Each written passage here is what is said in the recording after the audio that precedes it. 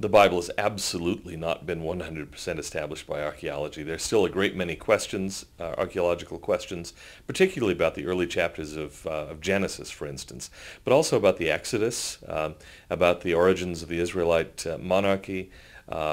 We've only recently found actual inscriptional evidence of the House of David, and even that still is in some quarters controversial. And then, of course, matters like the resurrection of Christ are simply not accessible, not amenable to archaeological proof or disproof. So, no. And many of the cities, sites in the Bible are still unknown or dubious. You have great advantages in the Bible because a lot of these place names still exist today, and they're recognizably the same. Jericho, for example. The archaeology of the Bible has found Jericho. Unfortunately, nothing written about it in the Old Testament is how it went down. Kathleen Kenyon, Dame Kenyon, the most magnificent archaeologist of Jericho, and several studies since her time have demonstrated extensively there were no walls. I think Living Hope Ministries is clearly using a double standard. They don't allude to any of the archaeological problems of the Bible. They overstate the archaeological problems of the Book of Mormon.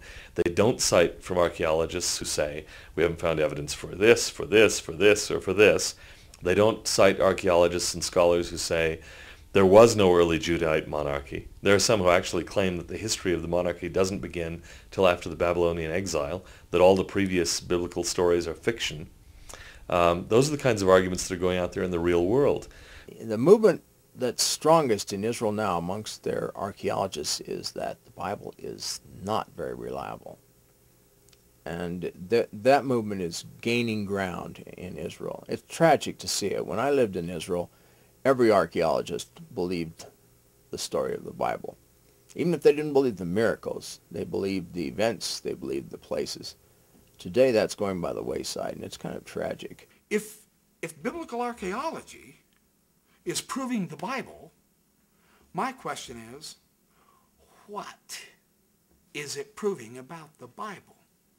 Are Protestants willing to accept the fullest ramifications of what archaeology is so-called proving? But Living Hope Ministries gives its audience the false picture that the Bible's been 100% proven true.